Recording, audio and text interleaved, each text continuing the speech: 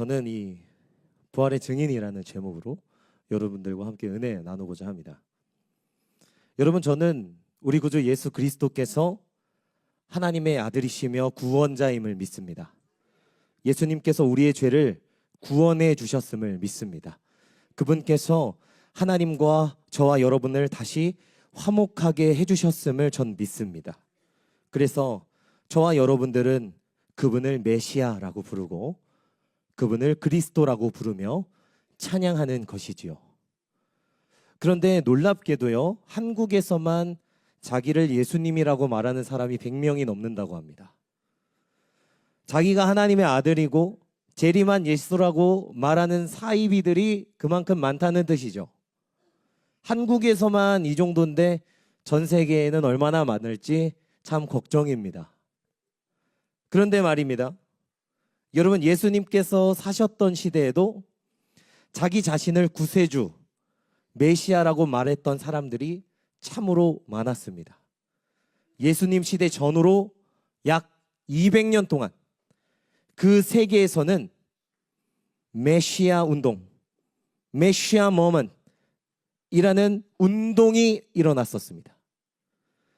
메시아 운동이 뭐냐면 자기 자신을 가리켜서 내가 하나님의 뜻을 이룰 메시아다, 하나님께서 보내신 구원자가 바로 나다 라고 스스로 자기 자신 메시아라고 말하는 사람이 벌였던 운동, 집회, 데모 같은 것들이 바로 메시아 운동이에요. 그래서 많은 추종자들이 자기를 가리켜서 메시아라고 말하는 그 사람에게 매료가 되어서 그를 따르는 일이 많이 일어났습니다. 메시아 운동가들은 놀랍게도 예수님께서 하나님 나라에 대해서 선포하셨던 것처럼 대부분의 사이비들도 모두 하나님 나라에 대해서 외쳤습니다. 또한 자칭 메시아라는 사람도 예수님처럼 추종자들에게 여러 가지 기적과 여러 가지 신기한 일들을 약속하기까지 했습니다. 이처럼 시대를 막론하고 사이비들이 굉장히 많았다는 것이 참 놀랍습니다. 그런데 이 메시아 운동의 대부분은 자칭 메시아라는 교주가 죽었을 때 전부 끝나버리게 되는 것을 봅니다. 이 사이비 지도자가 죽은 후에 추종자들은 약 2가지 양상이 나타났다고 학자들은 이야기하는데요. 하나는 깔끔하게 포기하고 조용한 곳으로 가서 도망쳐 사는 것, 그리고 다른 하나는 새로운 메시아를 찾는 것. 이 2가지 양상이 나타났습니다. 그리고 오늘 본문 말씀 34절과 39절 말씀은 그 메시아 운동에 대한 이야기를 이야기하고 있는데요. 제가 세번역본으로 가져왔어요. 여러분 한번 눈으로만 한번 보세요. 네, 없어요? 네, 제가 읽겠습니다. 그런데 율법 교사로서 온 백성에게 존경을 받는 가말리엘이라 하는 바리새파 사람이 의회 가운데서 일어나서 사도들을 잠깐 밖으로 내보내게 한 뒤에 이렇게 말해요. 의원들에게 이렇게 말하였다. 이스라엘 동포 여러분, 여러분은 이 사람들을 어떻게 다룰지 조심하시오. 이전에 드다가 일어나서 자기를 위대한 인물이라고 선전하니 약 400명이나 되는 사람이 그를 따랐소. 그러나 그가 죽임을 당하니 그를 따르던 사람들은 모두 흩어져 없어지고 말았소. 그 뒤에 인구조사를 할 때 갈릴리 사람 유다가 일어나 백성을 꾀어서 자기를 뒤따라 반란을 일으키게 한 일이 있어. 그가 죽으니 그를 따르던 사람들도 다 흩어지고 말았소. 그래서 지금 내가 여러분에게 말씀드리는 바는 이것이요, 이 사람들에게서 손을 떼고 그들을 그대로 내버려 두시오. 이 사람들의 이 계획과 활동이 사람에게서 난 것이면 망할 것이요, 하나님께로부터 난 것이면 여러분은 그것을 없애버릴 수 없소. 도리어 여러분이 하나님을 대적하는 자가 될까 봐 두렵소. 그들은 그의 말을 옳게 여겼다. 아멘. 네, 세번역으로 갖고 온 건데요. 이 본문을 보시면 당시에도 메시아 운동이라는 것이 많이 일어났다는 걸 확인할 수 있습니다. 36절에 드다라고 하는 사람, 그 역사의 기록에 보면 테오도스라고 하는 사람입니다. 실존했던 인물이고요.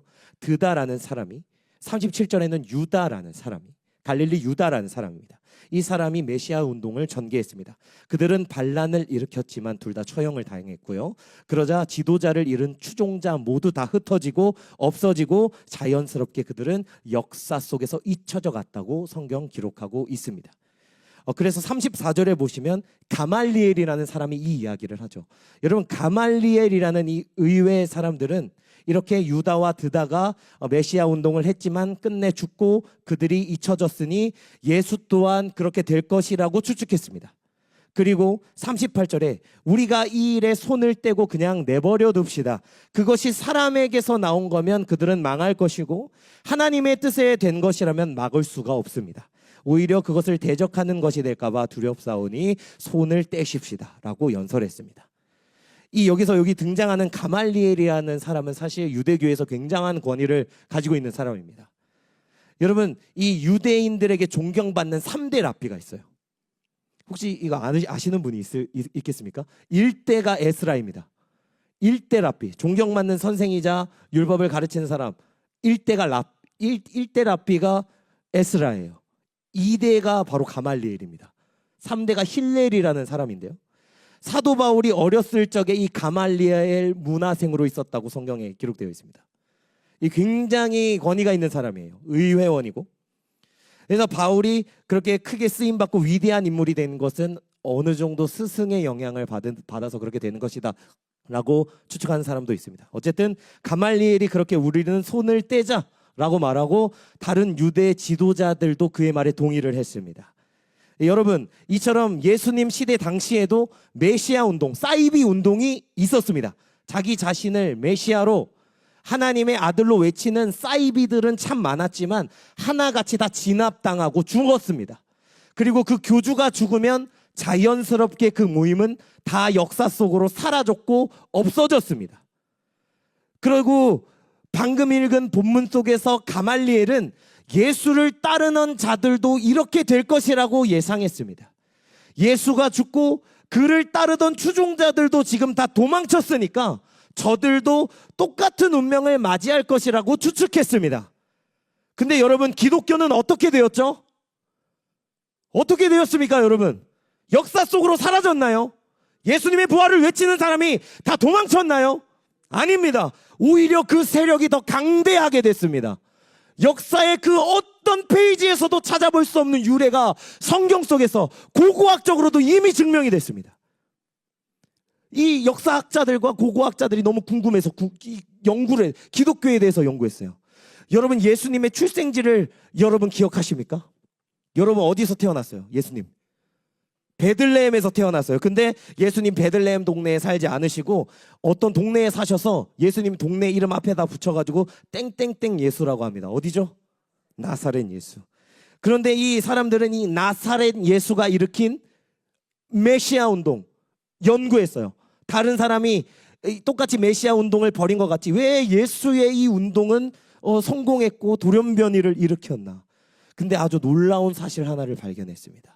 학자들이 놀란 이유는 나사렛 예수 그리스도를 따르는 추종자들, 그러니까 예수님의 제자들이죠. 이들이 예수님이 죽은 이후에 다 똑같이 도망갔어요. 다른 메시아 운동의 추종자들처럼 다 도망갔어요. 근데 새로운 메시아를 찾거나 다른 도망쳐서 계속 숨어 지내는 두 가지 양상 중에 이 두 가지 둘 다 선택하지 않았다는 겁니다. 이 두 가지 선택장 중에 하나도 따르지 않았어요. 그들이 예수님이 죽은 이후에도 신기하게 그들은 다시 나타나서 운동을 계속 진행해 나갔습니다. 더욱 놀라운 것은요, 그들은 새로운 메시아를 찾는 것도 아니었습니다. 오히려 새로운 메시아와 추종자를 따르는 것이 아니라 십자가에 처형돼서 죽인 우리 예수님께서 진정한 메시아였다라고 고백하기 시작했어요. 하나님의 아들이시다라고 주장했어요. 예수님의 추종자들, 예수님을 따르던 제자들은 예수님이 죽었는데도 불구하고 예수님께서 생전에 외치셨던 하나님의 나라를 계속 전파하고 그 운동을 진행해 나간 것입니다. 왜 이 그룹만, 왜 다른 메시아 운동처럼 그렇게 역사 속으로 사라지지 않고 갑자기 돌연변이를 일으켜서 새로운 운동이 진행된 것일까요? 학자들은 너무 당황했습니다. 이런 유래가 없었거든요. 근데 여러분, 저와 여러분들은 믿음이 있기 때문에 알 수 있습니다. 다른 지도자들은 죽고 역사 속으로 사라졌지만 우리 구주 예수 그리스도께서는 죽음 가운데 부활하셔서 지금도 여전히 살아계시다는 것을 저와 여러분은 알고 있습니다. 할렐루야. 많은 사람이 죽어서도 영향력을 끼친 그 수많은 위인들의 무덤에 찾아가서 애도를 표하거나 꽃을 가져다 놓거나 영감을 얻으려고 무덤 찾아갑니다. 그런데 그리스도인들은 결코 예수님의 무덤을 찾아가지도 않고 그 무덤에서 영감을 얻으려고 하지 않습니다. 왜냐하면 주님을 가두었던 그 무덤이 비었기 때문입니다. 그 무덤이 비어서 의미가 없어졌습니다. 그렇기 때문에 기독교는, 그리스도인들은 빈 무덤을 자랑합니다. 그 무덤을 찾아가지 않습니다. 애도를 표하거나 꽃을 그 앞에 놓지 않아요. 왜냐하면 우리 그리스도께서는 살아계셔서 지금도 저와 여러분들에게 함께하고 계시기 때문입니다. 할렐루야. 예수님께서 죽은 이후에도 제자들이 그 운동을 지속할 수 있었던 것은, 제자들이 예수 그리스도를 실제로 죽으신 예수님을, 부활하신 그 예수님을, 살아계신 그 예수님을 다시 만났기 때문에 그들이 멈추지 않고 그 운동을 지속할 수 있었던 것입니다. 기독교의 역사가 사라지지 않았습니다. 지금도 여전히 우리에게 살아 숨쉬듯이 옆에 있고, 중요한 것은 그 어떤 메시아 운동보다 국가적인 박해와 지도자적인 박해를 받았음에도 불구하고 이 운동이 멈춰지지 않았습니다. 기독교는 핍박과 고난 중에 계속됐다는 걸 여러분 기억하시길 바랍니다. 멈춰지지 않았습니다. 그 핍박과 박해 속에서도 유지될 수 있는 유일한 증거, 그들이 도망치지 않았던 증거, 바로 그들이 부활하신 예수님을 경험했기 때문에 그런 것입니다. 물론 예수님께서 십자가 달리시고 죽으실 때 제자들 다 도망갔습니다. 무서워서 벌벌 떨고 있었습니다. 마치 마가복음에 기록된 것처럼 어떤 한 사람이 옷을 채 입기도 전에 헛이불을 두르고 도망쳤다는 그 얘기처럼 옷을 입을 새도 없이 그들은 다 입을 두르고 도망쳤습니다. 제자들은 자신을 따랐던 예수님도 그 다른 지도자들처럼 똑같이 죽었다 하면서 망연자실하며 실망하고 도망쳤을 겁니다. 그런데 그들에게 요상한 일이 일어나기 시작했습니다. 부활하신 예수 그리스도께서 그들에게 나타나셨다는 수많은 증언들이 제자들의 입술 속에서 나오기 시작했습니다. 여러분, 고린도전서 15장 4절에서 8절의 말씀을 읽겠습니다. 다 함께 읽겠습니다. 시작. 장사 지낸 바 되셨다가 성경대로 사흘 만에 다시 살아나사 게바에게 보이시고 후에 12 제자에게와 그 후에 500여 형제에게 일시에 보이셨나니 그 중에 지금까지 대다수는 살아있고 어떤 사람은 잠들었으며 그 후에 야고보에게 보이셨으며 그 후에 모든 사도에게와 맨 나중에 만삭되지 못하여 난 자 같은 내게도 보이셨느니라. 아멘. 여러분, 고린도전서에는 각각 다른 지역에서 예수님께서 제자들 만나주셨고 심지어 500여 명의 사람들에게 동시에 일시에 나타나셨으며 마지막에는 사도 바울에게까지 나타나셨다고 그렇게 기록하고 있습니다. 그런데 부활하신 예수님께서는 마치 깜빡이는 라이트처럼, 촛불처럼 잠깐 있었다가 다시 돌아가신 게 아니라, 잠깐 있었다가 다시 사라지신 게 아니라, 누가복음은 예수님께서 승천하시기까지 40일 동안 제자들과 함께 계셨다라고 기록하고 있고요. 아주 긴 대화와 여행도 하고 그들을 가르쳤다고 기록하고 있습니다. 요한복음은 심지어 부활하신 예수님이 제자들과 함께 식사를 잡수셨다라고 기록하고 있어요. 마태복음, 마가복음은 부활하신 예수님께서 제자들을 가르치시고 명령하셨다는 것을 기록하고 있습니다. 그리하여서 부활하신 예수님이 만난 그들은 각지에서 다 여러 곳에 있었는데, 어떤 사람은 엠마오로 가는 길에 있다가, 어떤 사람은 갈릴리에서, 어떤 사람은 나사렛에서, 어떤 사람은 저 멀리 타국에서 있었는데 예수님께서 일시에 나타나셔서 그들이 예루살렘 한 장소에 모이기 시작한 거예요. 한 장소에 모여 있다가 자신이 겪은 일을 한 사람씩 말하는 것입니다. 야, 얘들아, 미친 소리 같은데, 야, 나 미치지 않았어. 내 얘기 잘 들어봐. 나 예수님 만났어. 이 얘기 하는 거예요. 근데 이 얘기 하자마자 옆에 있는 제자들도 나도 그렇다. 너도 그렇냐? 나도 예수님 만났다. 나도 만났어. 그 후에 그들이, 그 예수님 만난 무리들이 한 공동체를 형성하여서 예루살렘에 모이기 시작했습니다. 그것이 바로 교회의 시작이었던 것입니다. 그리고 그곳에서 최초의 신앙 고백, 교회에서 이루어진 최초의 신앙 고백이 등장합니다. 그 고백은 이렇습니다. 예수께서 다시 사셨네. 예수께서 죽으셨다가 다시 사셔서 우리에게 보이셨네. 최초의 신앙 고백이 예루살렘 교회, 처음 교회에 등장하게 된 것입니다. 여러분, 다른 사이비 메시아 운동들과 우리 주님의, 예수님의 사역이 근본적으로 다른 이유가 여기 있습니다. 다른 자칭 메시아들과는 달리 우리 주님은 실제로 진짜로 하나님의 아들이었던 것입니다. 그분이 메시아시고 그리스도셨다는 것입니다. 이 모든 것들은 우리 주님의 부활로 말미암아 입증이 되었습니다. 우리 주님의 부활이 아니고서는 이 모든 역사가 설명되지 못합니다. 2000년이 지난 지금까지도 이어지고 있는 이 기독교는 그리스도의 부활이 아니고서는 존재할 수 없는 것입니다. 오늘 본문은 그 부활의 주님을 만난 제자들이, 그 부활의 증인들이 그 사람들에게 예수님을 전하고 있는 것을 기록하고 있습니다.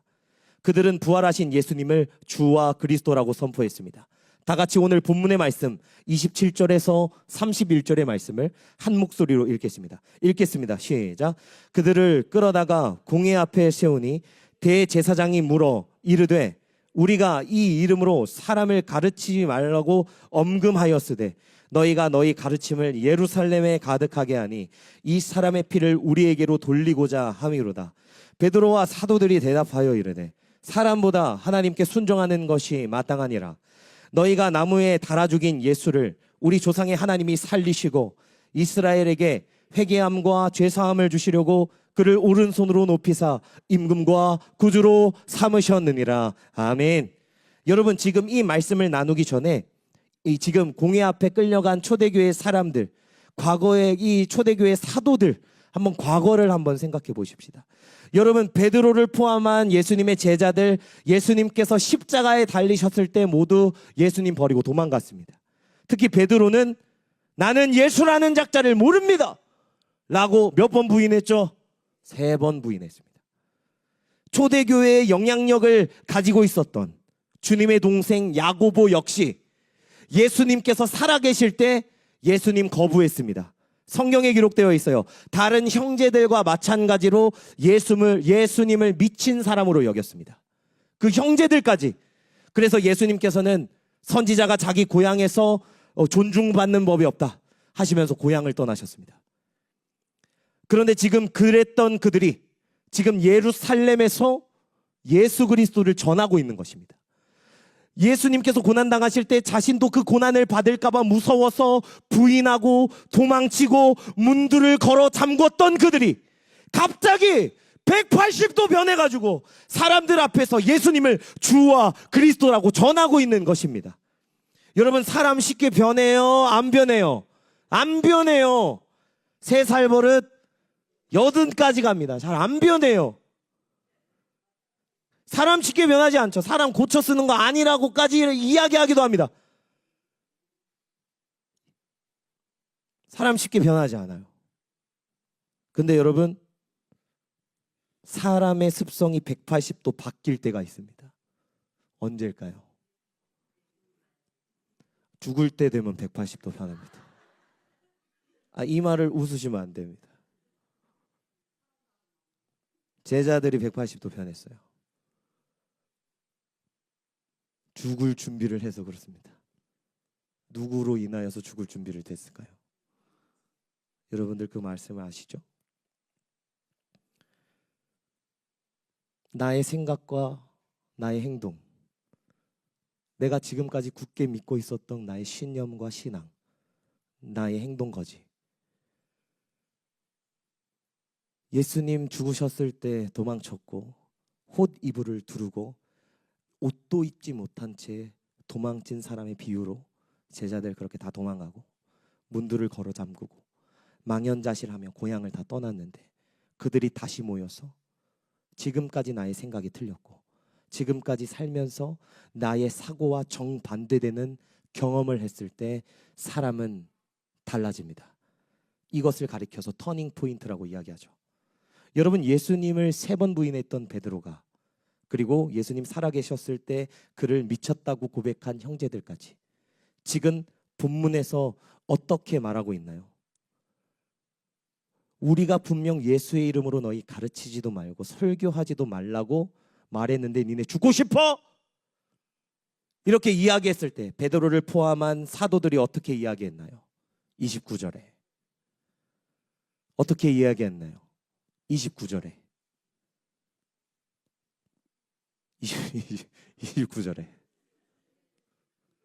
하나님께 순종하는 것이 사람에게 순종하는 것보다 낫다. 여러분 무슨 일이 있었을까요? 다 도망갔었잖아요. 예수님 저주하면서 도망갔잖아요. 무슨 일이 있었길래 이들이 변했던 것입니까? 왜 갑자기 이들의 태도가 바뀌었을까요? 왜 예수님 부인했던 사람이 갑자기 등장해서 왜 예수를 다시 전하고 있는 것입니까? 새로운 지도자를 찾은 것도 아니었습니다. 여러분, 저와 여러분들은 그 이유를 알고 있죠? 여러분, 예수님의 부활을 실제로 눈으로 목격한 사람들이 그걸 실제로 경험했기 때문에 그분의 못자국 난 손에 손가락을 넣어보고 창자국 난 손에 손가락을 넣어보니까 그들의 삶이 변하지 않을 수가 없는 겁니다. 죽음을 두려워했던 그들이 죽음을 이기고 사신 예수님을 보니까 이전에 신경 썼던 모든 두려움 다 없어지는 거예요. 그리고 저는 부활절기에 이 말씀을 여러분들에게 드립니다. 예수님을 목숨 걸고 믿고 전파했던 이유는 예수님의 부활이 아니고서는 설명할 수가 없는 겁니다. 그들이 눈으로 본 겁니다. 그들이 경험했던 것입니다. 베드로와 사도들은 말합니다. 죽었던 예수님을 하나님께서 다시 살리셨다. 이스라엘을 용서하시려고 우리의 왕 구세주 메시아 임금과 구주가 되었다. 할렐루야. 여러분, 우리가 흔히 생각하길 제자들이 변화한 것은 다락방에 모여 성령 받았을 때 변화한 거라고 생각해요. 하지만 그 변화는 실제 먼저 그 이전에 먼저 일어났습니다. 제자들은 부활하신 주님을 만남으로 그 변화의 그 시작을 느낀 것입니다. 경험한 것입니다. 여러분, 그렇다면 이 성령 받은 게 무엇일까요? 이 부활은 이미 예수님의 부활로 이미 변화를 시작했다면 성령이 무엇일까? 성령 받았다는 것은 무엇일까? 이 본문 32절을 보면 나와 있습니다. 32절 다 함께 읽겠습니다. 시작. 우리는 이 일의 증인이요 하나님이 자기에게 순종하는 사람들에게 주신 성령도 그러하니라 하더라. 아멘. 여러분, 초대교회 교회 공동체는 자신을 어떻게 이해했냐면 하나님의 영을 받은 성령을 받은 공동체로 이해했습니다.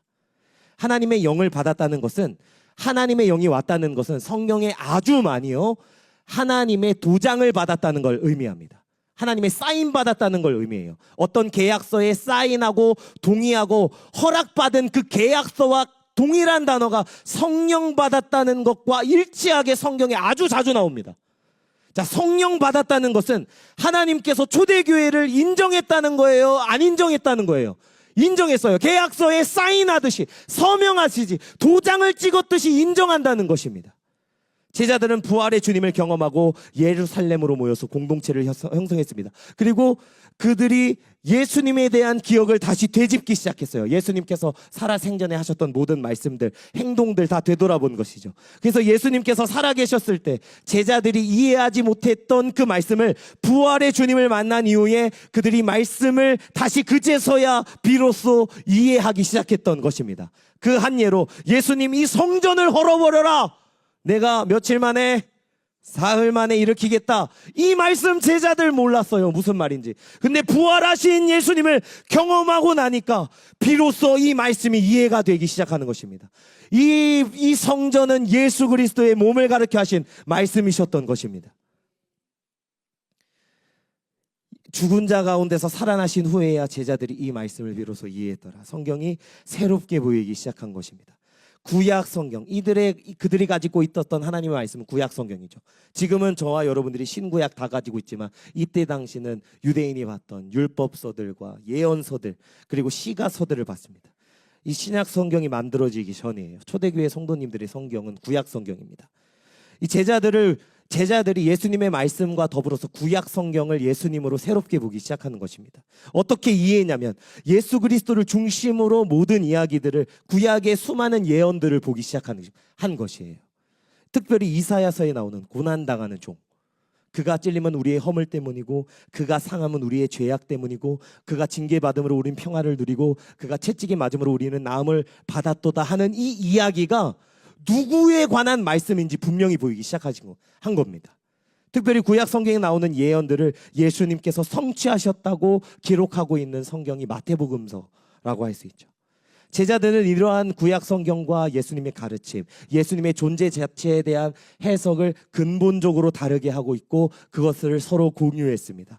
그래서 결국 성령 받은 것이 무엇이냐면 하나님께서 초대교회 제자들에게 부활의 예수님을 그들이 경험하고 구약 성경의 말씀에 근거해서 예수님의 죽음과 부활에 대해서 다시 의미를 찾고 예수님께서 생전에 하셨던 모든 말씀과 행동을 나누고 전하고 하는 그 모든 것들을 하나님께서 성령을 보내셔서 모두 인정하시고 보증하시고 옳다고 여기시고 도장을 꽝 찍어주신 것입니다. 그 이야기가 맞다고 하나님께서 보증하시고 인정하신다는 것은 그것이 하나님의 뜻이라는 것입니다. 하나님께서 인정해 주시는데 누가 이것을 막을 수 있겠습니까? 그래서 32절을 다시 한번 읽어보면 우리는 이 모든 일의 증인이요 하나님이 자기에게 순종하는 사람들에게 주신 성령도 그러하니라 하더라. 하나님께서 우리를 보증해 주셨다. 성령이 우리의 증인이다라고 제자들이 말하고 있는 것입니다. 하나님께서 인정해 주시면 당연히 그 일에 힘이 생길 수밖에 없습니다. 하나님의 뜻에 맞는 일을 행한다면 하나님의 무한한 능력이 당연히 임하게 됩니다. 베드로의 선포로 하루에 3,000명이 회개하고 돌아오고 안진뱅이가 일어나고 귀신들이 떠나가고 손수건만 얹어도 온갖 질병이 고쳐졌어요. 왜 그럴까요? 하나님께서 인정하시고 힘을 주시고 성령을 보내주셨기 때문에 그렇습니다. 누구도 이런 하나님의 능력과 하나님의 역사와 하나님의 뜻을 막을 수 없던 것이죠. 그래서 39절에 가말리엘이 이렇게 이야기했습니다. 만일 하나님께로부터 났으면 너희가 그것을 무너뜨릴 수 없겠고 도리어 하나님을 대적하는 자가 될까 할까 하노라 하니. 여러분 말씀을 맺겠습니다.